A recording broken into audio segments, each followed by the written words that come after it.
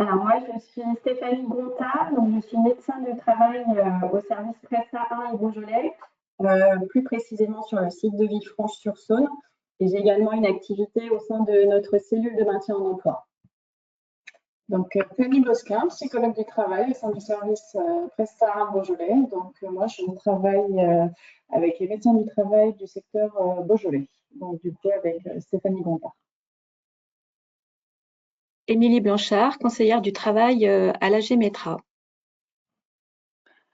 Catherine Lopez, médecin du travail à l'AG Métra, donc un service qui est sur le bassin lyonnais, médecin du travail de secteur et coordinatrice du pôle prévention de la désinsertion professionnelle de ce même service.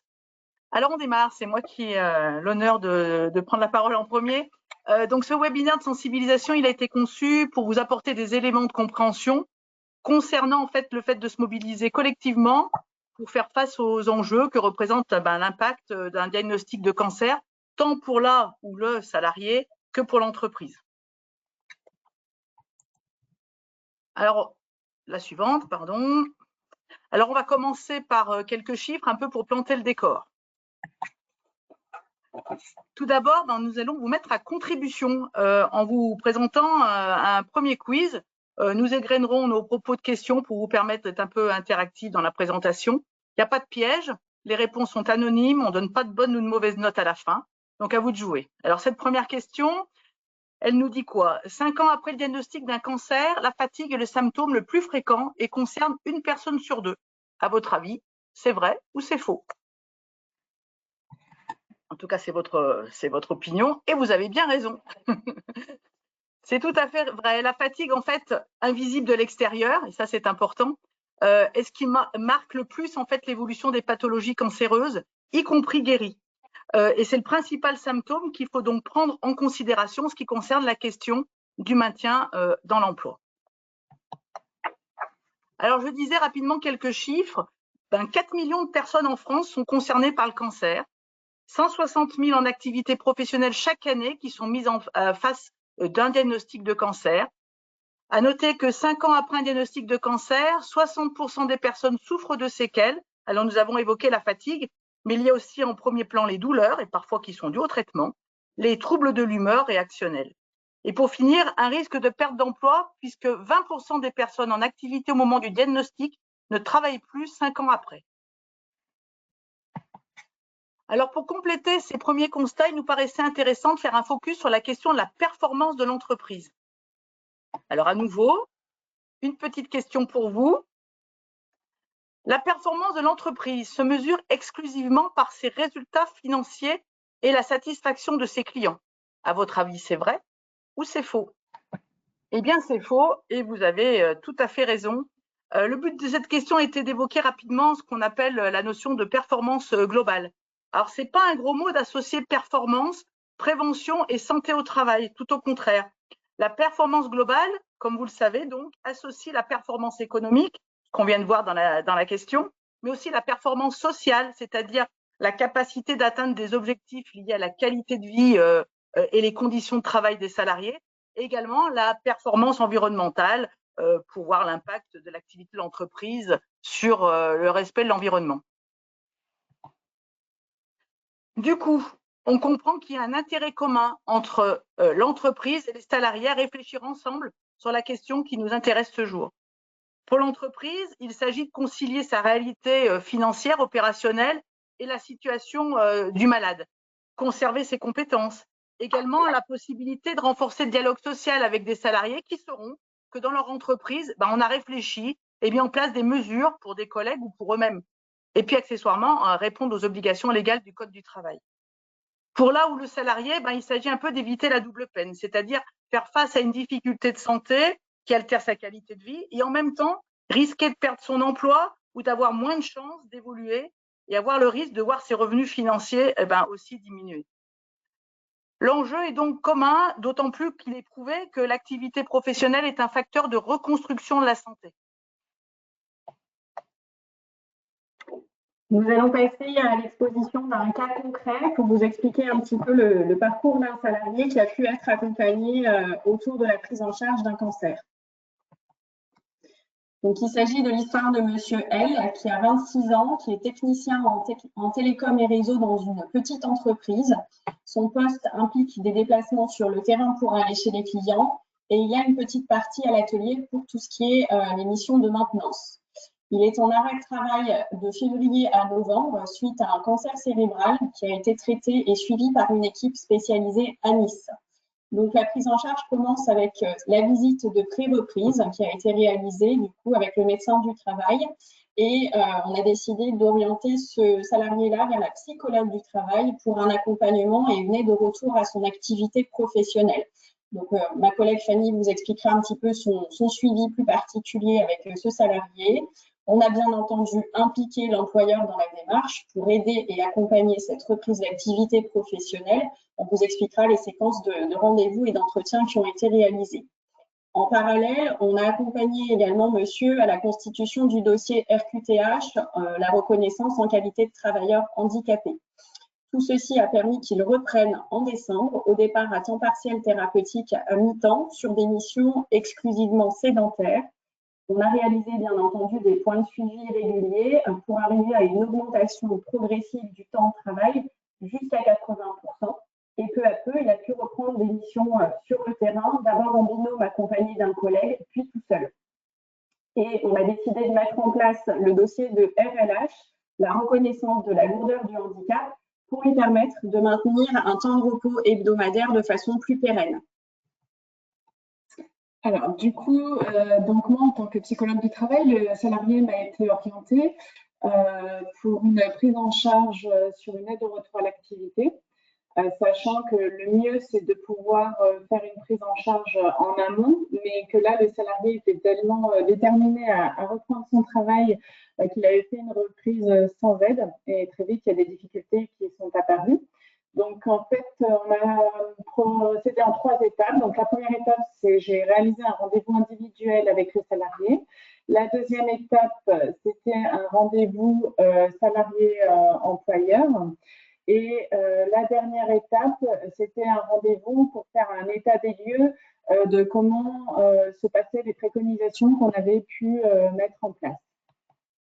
Donc, le rendez-vous individuel, donc j'avais identifié des problématiques. Donc, le salarié m'a dit avoir repris trop rapidement son activité pro. J'ai pu identifier une fatigabilité et des troubles de la concentration également, des difficultés pour le salarié de rester dans une activité sédentaire, que lui allait beaucoup sur le terrain et qu'au vu de sa pathologie, il y avait des restrictions sur son poste qui étaient plus de rester au niveau administratif dans les bureaux. Et du coup, lui était très pressé de retourner auprès de ses clients et retrouver une vie active professionnelle dite normale. Le salarié a pu me faire part de ses ressentis, donc de la peur, peur d'être en difficulté face à des clients et de rencontrer des problématiques en lien avec son état de santé chez un client, une perte de confiance en lui et en ses capacités professionnelles, et un sentiment de se renfermer un peu sur lui-même. Donc, on était passé d'une situation où il nous disait que tout allait bien, et en fait, quand on a fait ce premier rendez-vous, on s'est rendu compte qu'il y avait un certain nombre de problématiques qui étaient en fait pas traitées. Donc, on a proposé aux salariés un temps d'échange entre lui et sa direction pour exposer leurs difficultés que les deux pouvaient rencontrer, et l'employeur et le salarié, depuis la reprise de ce dernier, et retrouver comme ça un équilibre professionnel et guider la direction sur ce qui était possible ou pas de mettre en place. Et en parallèle, donc du coup, au vu de ce que le salarié avait pu me faire remonter, donc je l'ai orienté vers un psychologue clinicien pour travailler vraiment tout ce qui est perte de confiance en lui, tous les symptômes, on va dire, liés à son cancer et à les répercussions que ça avait pu avoir sur lui, sur l'intégrité psychique. Donc, le rendez-vous salarié-employeur, donc pour le coup, là, j'étais en binôme avec le docteur Gontard. On était aussi face à un employeur qui était très à l'écoute de son salarié et qui était vraiment en recherche de solutions parce que lui-même, avant notre intervention, avait pu s'entretenir à plusieurs reprises avec son salarié et nous avait fait part d'un sentiment que le salarié était dans un déni face à sa maladie. Donc ça, c'est le constat de la direction, avec une expression de crainte en lien avec le comportement du salarié sur le lieu de travail également. Et du coup, l'employeur avait déjà guidé son salarié de demander une aide extérieure pour l'accompagner dans ce processus d'acceptation. Le matériel à mettre en place également pour adapter le poste de travail, donc difficulté pour le salarié d'exprimer ce dont il a besoin parce que du coup, il n'avait pas forcément l'envie de mettre en place des choses sur son lieu de travail pour ne pas être stigmatisé, mais également difficulté pour lui de savoir réellement ce dont il avait besoin pour retrouver un équilibre sur sa vie professionnelle. Et du coup, il y avait des difficultés pour l'employeur de répondre aux besoins du salarié. Donc, le temps partiel thérapeutique, on a constaté avec le docteur Contard que la reprise était trop rapide de l'activité. Alors, généralement, c'est plutôt l'inverse, mais là, pour le coup, d'où le déni aussi de la pathologie, le salarié voulait reprendre à temps plein le plus vite possible. Et du coup, il augmentait son temps partiel thérapeutique de lui-même en mettant aussi beaucoup de pression à l'employeur, mais c'était vraiment trop rapide. L'intervention chez les clients et la hotline, donc impossibilité pour le moment pour le salarié de retourner sur le terrain parce qu'il avait 2 heures, plus d'1 heure de route à aller pour certains clients et c'était des chantiers qui s'étalaient sur 2 jours. Donc, constat d'une fatigabilité importante du salarié. Le ressenti du salarié à ce moment-là, lors de ce rendez-vous, il a pu exprimer une certaine irritabilité qui augmentait de plus en plus, un sentiment de mal-être, d'échec et de colère, parce que ne pas arriver à retrouver une vie professionnelle normale, c'était compliqué pour lui de l'admettre. Du coup, ça engendrait une perte de confiance en soi, une démotivation dans son quotidien, autant professionnel que personnel. Des problématiques physiques qui apparaissaient de plus en plus, Stéphanie, sur son lieu de travail, comme des vertiges par exemple. Une fatigue liée à son travail l'empêchant de pouvoir réaliser une activité physique. Et cette activité physique avait été demandée par les médecins pour retrouver, on va dire, une performance. Et des difficultés pour le salarié dans son activité, donc sur le terrain, comme on vous le disait tout à l'heure. Donc, à la suite de ce premier rendez-vous, avec l'employeur et le salarié, on a fait des préconisations. Donc, ces préconisations, c'était une articulation du temps de travail et des contraintes en lien avec la problématique de santé du salarié. Donc, nous, on a préconisé la mise en place d'un planning sur la semaine avec les rendez-vous médicaux du salarié et ses obligations. Et ça, c'était non modifiable pendant environ 3 mois. Donc, on a remis au cœur de l'activité professionnelle les soins du salarié et l'activité physique, chose qu'il n'arrivait plus à faire. Donc, l'employeur était totalement d'accord avec ça. Travailler des demi-journées, et ceci toute la semaine, parce que le salarié va avoir tendance à vouloir travailler des journées entières. Donc, ça entraînait une trop forte fatigabilité pour lui. La seule variable à augmenter ou à diminuer si besoin, c'est celle du temps de travail, car les autres, les rendez-vous chez le psychologue, les rendez-vous pour les soins, son sport, sont nécessaires pour le bon rétablissement du salarié, donc c'était non négociable et l'employeur était garant de ça également. Ensuite, sur les suivis psychologiques, donc nous, on lui a conseillé de prendre des rendez-vous moins espacés. On avait identifié des points à travailler avec le thérapeute, donc il a pu venir rapporter pendant ces consultations, qui étaient la colère, le déni et l'irritabilité. La troisième étape, donc là c'était suite aux préconisations qu'on avait 1 mois après ces préconisations-là. Donc, les éléments qui ont été remontés, c'était la mise en place par le salarié d'une organisation lui permettant d'allier vie pro et vie perso sans générer une fatigue importante pour lui. Donc, ça, on y était arrivé. Le salarié a de nouveau émis le souhait de réaugmenter son temps de travail et aller retourner travailler sur le terrain. Donc, au vu de ce que nous, on percevait et des retours de l'employeur, effectivement, cette augmentation du temps de travail nous paraissait possible à ce moment-là. Travail thérapeutique qui était poursuivi et moins espacé, et du coup c'était favorable pour le salarié.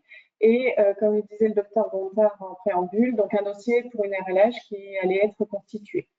Le ressenti de l'entreprise et de notre service, c'était que la situation s'était très bien stabilisée d'un point de vue physique et psychologique et qu'une augmentation du temps de travail nous paraissait possible.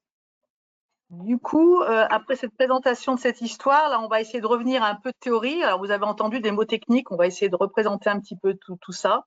Donc, les aides mobilisables avec un regard croisé donc entre un médecin du travail et une conseillère travail. Alors, une nouvelle petite question pour vous. L'employeur peut solliciter une visite de pré-reprise auprès du médecin du travail pour un salarié en arrêt depuis plus de 30 jours. À votre avis, c'est vrai ou c'est faux? Alors là, c'est la première réponse que vous ne donnez pas bonne. Ben non, c'est faux. Il ne faut pas confondre la visite de pré-reprise et la visite de reprise. La visite de pré-reprise peut avoir lieu à l'initiative du salarié, du médecin traitant, du médecin conseil de l'assurance maladie ou du médecin du travail. L'employeur ne peut pas déclencher cette visite. Par contre, il peut informer son salarié de son existence et on va voir comment, parce qu'elle est très importante. Donc, le retour à l'emploi, et ça c'est vraiment important, doit être anticipé et préparé pendant l'arrêt de travail. Nous allons faire donc le point sur les différents rendez-vous clés avec le médecin du travail ou par délégation un infirmier de santé au travail qui permettent d'accompagner le processus pour que l'arrêt soit le plus court possible, car on sait que c'est un facteur prédictif majeur de maintien en emploi. Alors, la visite de pré-reprise, elle est accessible à tout salarié en arrêt depuis plus de 30 jours. Cette rencontre avec le médecin du travail permet d'informer sur les mesures mobilisables, anticiper les nécessités d'aménagement de poste et, lorsque c'est nécessaire, accompagner vers un parcours de reconversion professionnelle.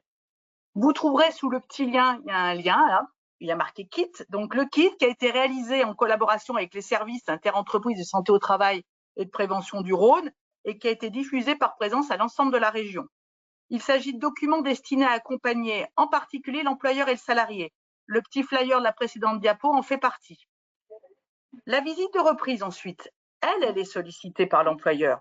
Le Code du travail prévoit qu'elle soit réalisée dans les 8 jours qui suivent la date de reprise. Elle permet d'acter les conditions de reprise avec, par exemple, la préconisation d'un aménagement de temps de travail, la mise à disposition de matériel ergonomique. C'est aussi l'occasion d'informer sur les mesures mobilisables pour prévenir du risque de désinsertion professionnelle. Enfin, cette visite peut être aussi l'occasion de prononcer une inaptitude si le salarié n'est plus en capacité de tenir son poste de travail. Et puis, il y a aussi la visite à la demande du salarié ou de l'employeur pendant l'exécution du contrat de travail pour, en particulier, adapter les préconisations d'aménagement selon l'évolution de l'état de santé du salarié.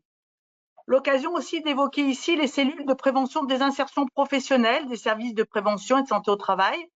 Elles permettent de proposer un accompagnement pluridisciplinaire avec différents intervenants, comme on l'a vu, psychologues, travailleurs sociaux, ergonomes. Elles peuvent être sollicitées pour des situations complexes et mobiliser également des partenaires extérieurs comme Cap Emploi, la CARSAT ou la CPM. Au total, ce qu'il faut retenir, c'est que la prise en charge en service de santé au travail peut s'adapter à la situation de chacun en lien avec l'état de santé et ses conditions de travail. Il est important de noter que le salarié doit avoir la capacité de rester acteur de son parcours professionnel pour que les choses se passent bien. Sans lui, il ne se passera rien. Donc les dispositifs mobilisables, mais avant cela, j'ai à nouveau une question pour vous. Donc, la reconnaissance de la qualité de travailleur handicapé est une demande effectuée par l'employeur auprès de la MDPH et qui permet de mobiliser les aides financières pour favoriser le maintien en emploi d'un salarié en situation de handicap. Vrai ou faux? Alors, la réponse à la question est faux.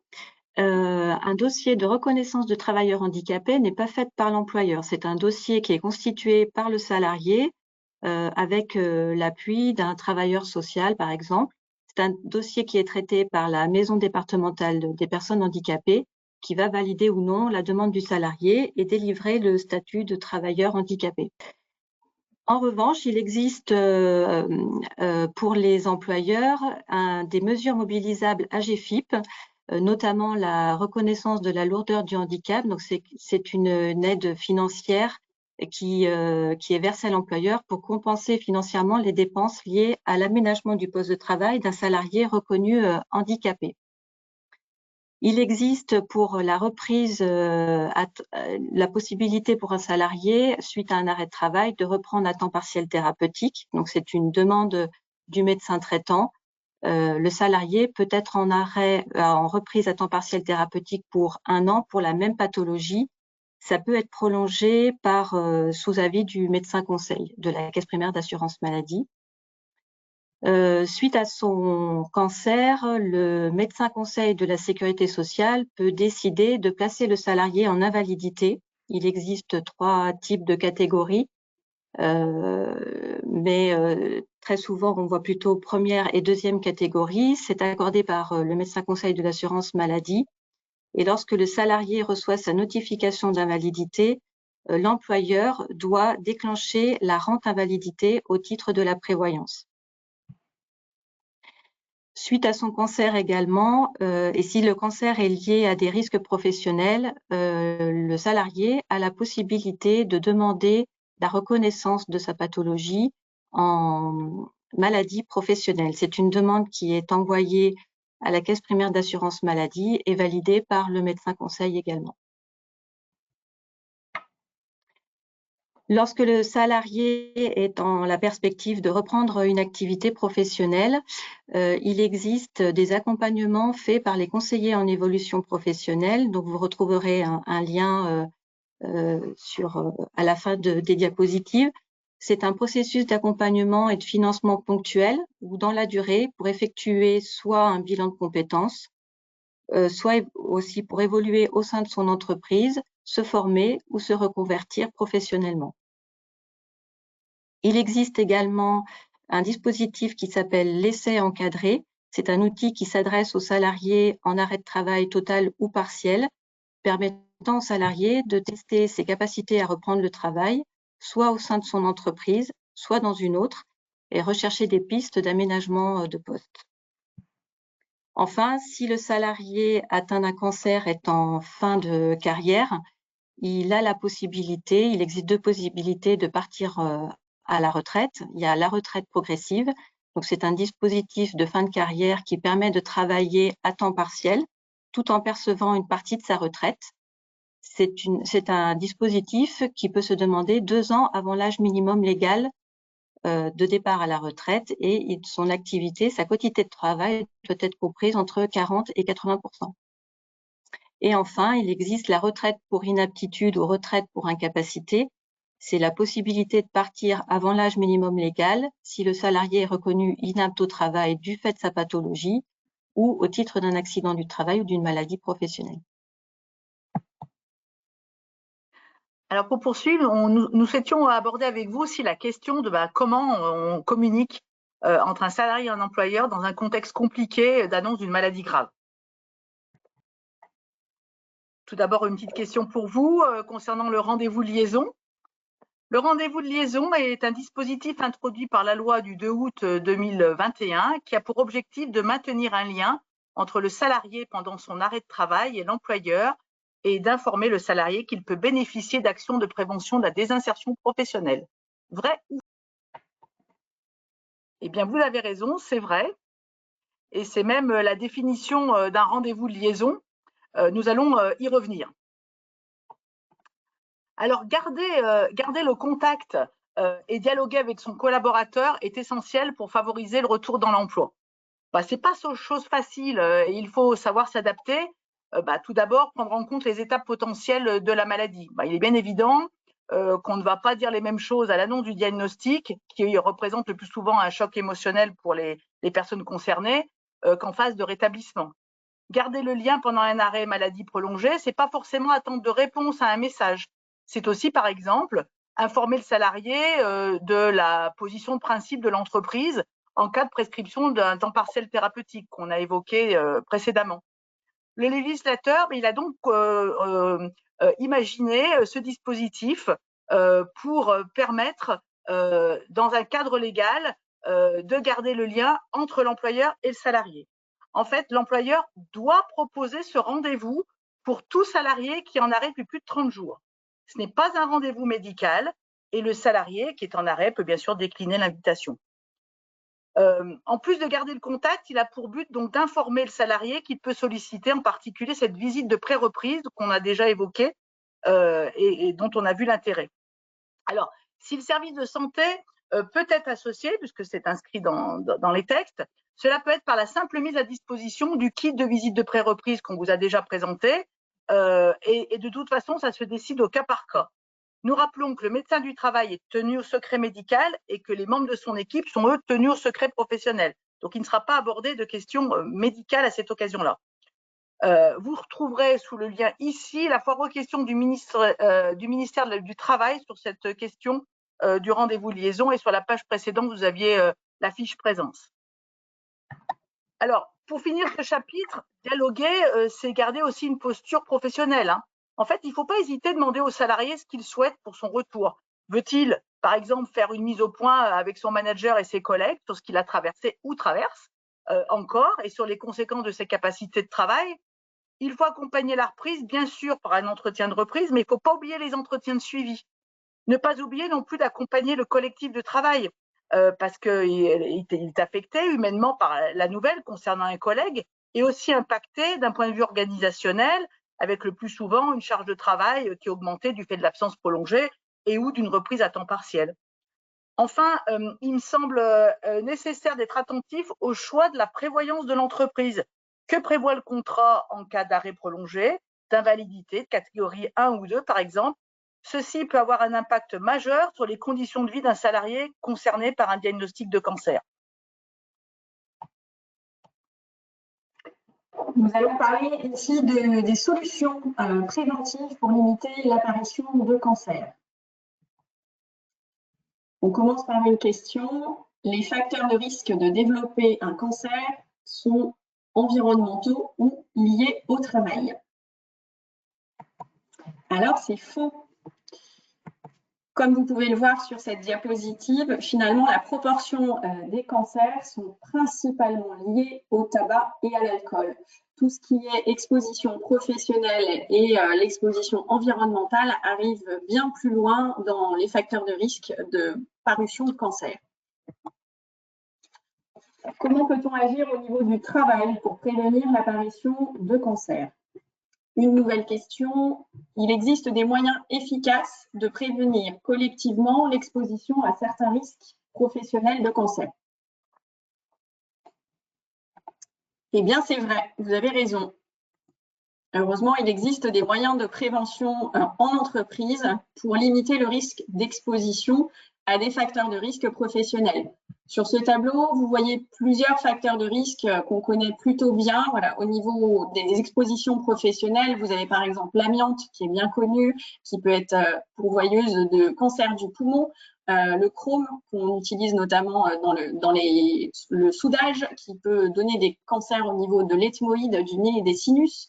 On a les hydrocarbures aromatiques polycycliques, pareil, qui atteignent les voies respiratoires, le larynx et la vessie. Des pesticides qui peuvent donner des cancers de la peau, du foie, du poumon, des poussières de bois ou de cuir qui donnent des cancers au niveau du nez et des sinus. Tout ceci peut être prévenu avec des moyens de prévention collective au niveau du travail. Vous voyez sur les petites photos donc des systèmes de ventilation, d'aspiration à la source qui permettent aux salariés d'être vraiment moins exposés aux poussières ou aux risques encourus en fonction de ce qu'il est en train de réaliser. Vous avez par exemple en haut un salarié qui est en train de souder et en bas un salarié qui est en train de faire des découpes de bois. Voilà, donc deux missions dans lesquelles ils peuvent être exposés à des agents cancérogènes. Il y a également des moyens de prévention plus individuels avec ce qu'on appelle le port des EPI, des équipements professionnels individuels qui sont sous la responsabilité de l'employeur. L'employeur est garant du port des EPI pour ses salariés. C'est lui qui doit les fournir et qui doit également s'assurer que son salarié les porte bien. Bien entendu, vous pouvez être accompagné par votre service de santé au travail pour ce qui est de vous conseiller sur les EPI les plus adaptés par rapport aux tâches exécutées et donc aux risques professionnels et également sur les moyens de prévention collective. Votre service de santé peut vous accompagner et vous conseiller.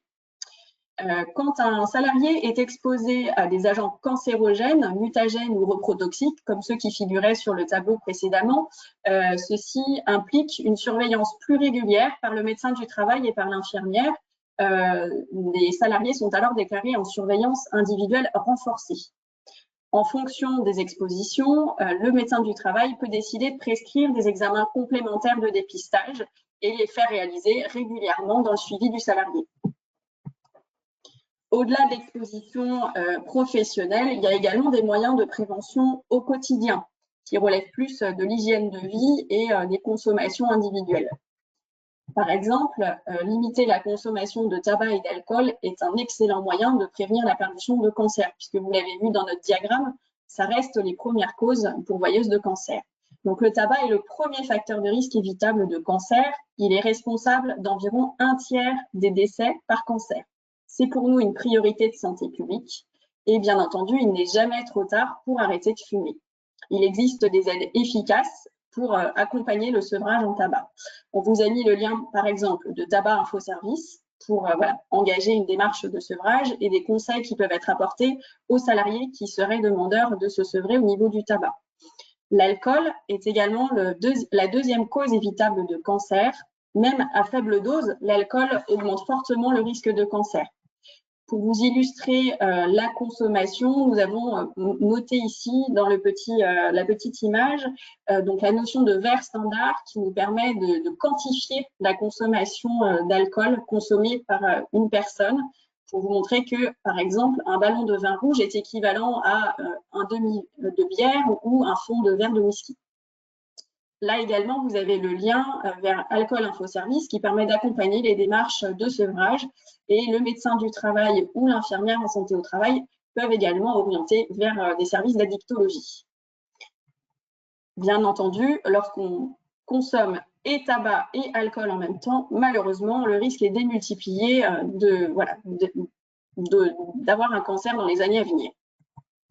L'hygiène de vie est également un excellent moyen de prévenir l'apparition de cancer. On peut parler de l'alimentation. Pour réduire le risque de cancer, il vous est recommandé d'avoir une alimentation équilibrée et diversifiée avec des aliments d'origine végétale, riches en fibres, moins de viande rouge et de charcuterie et de privilégier la cuisine fait maison. Il n'existe malheureusement pas d'aliments qui soient considérés comme anti-cancer. Mais voilà, c'est à vous d'être vigilant, de prodiguer aussi des conseils à vos salariés, d'avoir une alimentation la plus équilibrée possible et peut-être d'avoir le réflexe de consulter le Nutri-Score sur les boîtes quand on fait ses courses.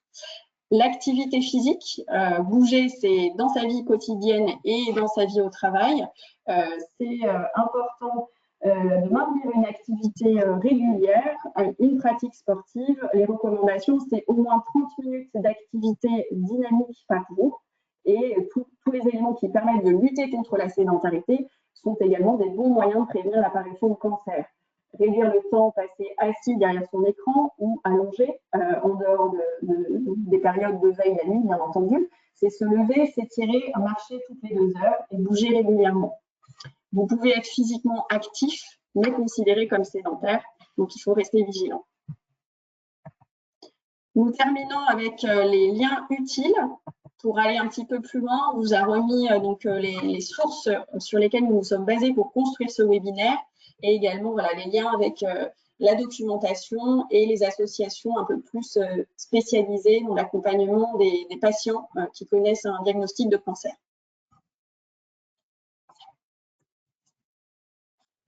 Oui, bonjour. J'avais une question concernant la retraite pour inaptitude. Il y a une notion d'âge, il y a une notion d'année restante, c'est quoi? Le micro, Émilie. Oui, décidément, excusez-moi. La retraite pour inaptitude, elle peut être demandée à partir de 62 ans, 2 ans avant l'âge légal de départ en retraite. Okay. Alors, soit le salarié a une invalidité et il peut donc partir en retraite pour inaptitude, soit il n'a pas d'invalidité, mais il peut quand même faire la demande auprès du médecin conseil de la CARSAT. C'est lui qui va évaluer la situation. Ok. J'avais une deuxième question. Dans la visite de pré-reprise proposée, c'était marqué « l'employeur doit proposer ». Donc, c'est une obligation. Non. L'employeur doit proposer le rendez-vous de liaison. Oui. Le rendez-vous de liaison qui est un rendez-vous entre l'employeur et le salarié. Celui-là, il est obligatoire. De travail. Mais il est obligatoire. Il doit le proposer. le salarié peut refuser de venir parce qu'il est en arrêt de travail. Oui, mais il est obligatoire pour l'employeur de proposer ce rendez-vous de liaison après 30 jours. Ok, tout à fait. Ça marche. Et c'est encore pas fait de manière systématique dans les entreprises. Oui, bonjour. Moi, je me posais la question, en fait, c'était par rapport à l'environnement de travail avec les collègues de travail et comment on annonce en fait cela. On l'annonce ou on l'annonce pas d'ailleurs, je ne sais pas. Mais moi, je voulais savoir, en fait, c'était vraiment par rapport, oui, aux collègues de travail, comment ça se passait et qu'est-ce qu'il fallait dire. Du coup, je vais peut-être me permettre de répondre en tant que psychologue du travail, et puis mes collègues pourront ajouter aussi des éléments. Je pense que déjà, il faut demander aux salariés concernés ce qu'ils souhaitent ou pas transmettre au collectif, en fait, et de respecter cela, déjà dans un premier temps. Et ensuite, je dirais que les choses se font assez naturellement, en fait. Quand le salarié revient, généralement, il y a des échanges. Ça se passe. On anticipe beaucoup et en fait, les choses se passent assez naturellement, je dirais. Mais moi, je partirais du principe que c'est d'abord demander aux salariés concernés ce qu'ils souhaitent ou pas qu'il soit transmis à l'équipe. Et s'il est toujours en arrêt, c'est pareil, c'est de demander si ses collègues peuvent prendre de ses nouvelles, etc. Et pour communiquer aux besoins s'ils le souhaitent et pas faire d'impair. Je ne sais pas si je réponds à votre question. Oui, oui. Et s'il répond par la négative, ça vous est arrivé? Oui, ça peut arriver. C'est très rare. Généralement, dans les collectifs de travail, on est quand même proche de ses collègues. Il y en a qui préfèrent, dans un premier temps, ne rien dire, et puis après, dans un second temps, au cours de l'évolution aussi des soins et de la maladie, il y a des choses qui peuvent se débloquer. Donc, c'est peut-être aussi via une communication assez régulière avec votre salarié, c'est aussi justement de dire voilà, où est-ce que tu en es, est-ce que tu souhaites qu'on apporte des compléments sur ce qu'on peut communiquer, et s'il répond par la négative, c'est de respecter cela et de le transmettre le plus clairement possible à l'équipe en disant que aujourd'hui, votre collègue ne souhaite pas communiquer sur les raisons de son arrêt ou ce qu'il en est. D'accord, merci. Est-ce que vous en avez beaucoup, en fait, qui, suite à justement un cancer, en fait, demandent le licenciement? Ça dépend des sites. Enfin, là, c'est peut-être plus mes collègues médecins. Après, je dirais que ça dépend aussi de l'état de santé de la personne, où il en est dans son parcours de soins, des éventuels symptômes suite au traitement qu'il a subi, et d'évaluer s'il est en capacité de maintenir son activité professionnelle sur ce poste-là ou pas. Donc ça, c'est vraiment le médecin du travail qui va évaluer l'état de santé actuel, le pronostic attendu et si c'est en adéquation avec le poste de travail, quoi. Sachant que ça peut évoluer dans le temps aussi. Ce qu'on peut dire, c'est que plus l'arrêt sera long, plus le retour sera compliqué. Et plus il y aura une perte de lien avec l'employeur pendant l'arrêt, plus le retour sera compliqué. Donc, c'est pour ça que tout ce qui peut favoriser le retour, et en particulier le temps partiel thérapeutique, qui est une mesure qui est très souvent utilisée, plus le retour va être précoce, mieux ça se passera. Et je dirais d'un point de vue de psychologue du travail, ça dépend comment il vit son cancer également. Ça peut être une remise en question de sa vie personnelle et professionnelle avec une envie de changer parce que trop de stress dans le cadre de son activité, parce que trop prenant et qu'il s'est rendu compte peut-être qu'il est passé à côté de plein de choses. Enfin voilà, il y a beaucoup de ce qui se joue aussi d'un point de vue psychologique. Et puis, c'est vrai que moi l'outil de l'essai encadré, je le trouve aussi… c'est un outil qui n'est pas très connu encore non plus, mais quand on le met en place, en tout cas, si on le propose aux salariés, je trouve que ça lui donne la possibilité de se dire, moi, je ne sais pas si je serai en capacité de reprendre. En même temps, ça me met beaucoup de pression de reprendre, et l'essai encadré aussi permet d'aller se tester, se retester sur son travail sans objectif de travail, parce que du coup, le salarié reste en arrêt. Donc, il y a une continuité dans l'arrêt. Le salarié peut reprendre son travail Et ça permet aussi de voir les aménagements qui sont à faire, pas à faire, et pour l'entreprise, d'être prêt le jour J du retour. Donc voilà, l'essai encadré pour moi, le proposer aux salariés, ça permet de réouvrir le champ du possible, c'est-à-dire qu'il n'y a pas de stress pour lui.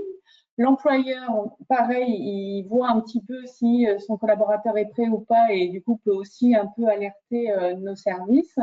Et puis, ça permet aussi derrière de se dire, bah voilà, si le salarié ne peut pas reprendre son travail, d'aller peut-être faire un essai encadré dans une autre structure, dans une autre entreprise, sur un autre poste aussi. Donc voilà, il faut avoir en tête peut-être cette notion d'essai encadré que je trouve assez bien dans ces situations-là. Et après, dans la procédure, si jamais c'était dans une autre entreprise, un essai dans une autre entreprise, en fait, comment ça se passe? Il y a un dossier en fait à compléter qui est transmis via les assistantes sociales de la CARSAT au médecin conseil de la sécurité sociale. Et dans ce dossier, du coup, on notifie qui est l'entreprise qui va accueillir le salarié pour réaliser cet essai encadré. Donc, si jamais c'était une autre entreprise que l'entreprise dans laquelle il est rattaché actuellement, on notifie dans ce dossier-là, du coup, les coordonnées de l'employeur qui est d'accord pour accueillir le salarié pendant son arrêt de travail pour réaliser cet essai. Pour ce qui est du risque accident de travail et maladie professionnelle, attendu que c'est réalisé en cours d'arrêt de travail, l'employeur qui accueille cet assuré-là est couvert pour le risque accident de travail et maladie professionnelle sur toute la période de l'essai. D'accord.